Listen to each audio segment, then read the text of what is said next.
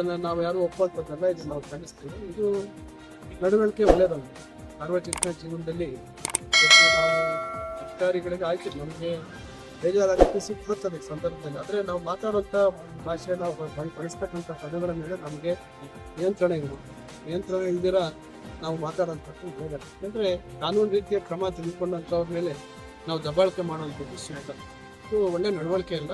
ಇದನ್ನು ನಾನು ಅವತ್ತೇ ಖಂಡಿಸಿದ್ದೇನೆ. ಕಾನೂನು ರೀತಿಯ ಕ್ರಮ ಮಾಡ್ತೀವಿ ಅಂತ ಹೇಳಿ ಏನು ಅವರು ದೂರು ಕೊಟ್ಟಿದ್ದಾರೆ, ಆ ದೂರಿನಂತೆ FIR ರಿಜಿಸ್ಟರ್ ಆಗಿದೆ ಮತ್ತು ಅದರಲ್ಲಿ ಏನು ಪ್ರಾವಿಷನ್ಸ್ ಇದೆ ಆ ಪ್ರಾವಿಷನ್ಸ್ ಅಡಿಯಲ್ಲಿ ಅವ್ರನ್ನ ಬಂಧ ಮಾಡಬೇಕು ಅಂತ ಪ್ರಯತ್ನ ಮಾಡ್ತಾ ಇದ್ದಾರೆ. ಅವರು ಲಭ್ಯವಿಲ್ಲ ಅಂತ ಹೇಳಿ ಮಾಹಿತಿ ಕೊಟ್ಟಿದ್ದಾರೆ. ಅದಕ್ಕೆ ಅವರ ನಮ್ಮ ಪೊಲೀಸ್ ಇಲಾಖೆಯವರು ಅವರ ಜವಾಬ್ದಾರಿಯನ್ನು ಯಾವುದೇ ಒತ್ತಡಕ್ಕೆ ಮಣಿದರೆ ಅವರ ಆ ಕೆಲಸವನ್ನು ಮಾಡ್ತಾ ಇದ್ದಾರೆ. ನಾವು ಕೂಡ ಪಕ್ಷದಲ್ಲಿ ಈಗಾಗಲೇ ಅಧ್ಯಕ್ಷರು ಕೂಡ ನನಗೆ ಮಾತಾಡ್ತಾರೆ. ಅಧ್ಯಕ್ಷರಿಗಾಗಲೇ ನೋಟಿಸ್ ಕೇಳಿ ನೋಟಿಸ್ ಅವಕಾಶ ಕೊಡಬೇಕು. ಹಾಗಾಗಿ ಏಕಾಏಕಿ ಕ್ರಮ ಮಾಡೋಕ್ಕಾಗಲ್ಲ. ನೋಟಿಸ್ ಕೊಟ್ಟು ನಂತರ ಮುಂದೆ ಏನು ಕ್ರಮ ಅಧ್ಯಕ್ಷರು ತೆಗೆದುಕೊಳ್ತಾರೆ ನೋಡ್ಬೇಕು. ಹಾಗಾಗಿ ಇದೆಲ್ಲ ನಮಗೆಲ್ಲ ಬಹಳ ನೋವಾಗಿದೆ. ನಾನಂತೂ ಜಿಲ್ಲಾ ಮಂತ್ರಿಯಾಗಿ ಅಧಿಕಾರಿಗಳ ಆತ್ಮಸ್ಥೈರ್ಯ ಕುಗ್ಗುವಂಥ ಕೆಲಸಕ್ಕೆ ನಾನು ಸಾಕಾಗ್ತಿಲ್ಲ.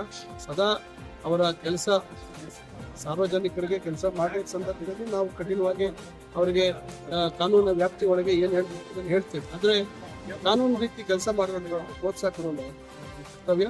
ಯಾಕಂದರೆ ನಾಳೆ ಬೆಳಗ್ಗೆ ನಾವು ಕಾನೂನು ಬರೀ ಏನು ಬರೀ ದಾಖಲೆಗಳಲ್ಲಿ ಇಟ್ಕೊಂಡ್ಬಿಟ್ರೆ ಅನುಷ್ಠಾನ ಮಾಡೋದಕ್ಕೆ ಸಾಧ್ಯ ಆಗಲ್ಲ. ಅದರಿಂದ ಇದನ್ನು ನಾನಂತೂ ಖಂಡಿತ ನನ್ನ 22 ವರ್ಷ ರಾಜಕೀಯ ಜೀವನದಲ್ಲಿ ನಾನು ನೋಡ್ಕೊಂಡು ಈ ರೀತಿಯಾಗಿ ನಡವಳಿಕೆ ಯಾರು ಒಪ್ಪಂತ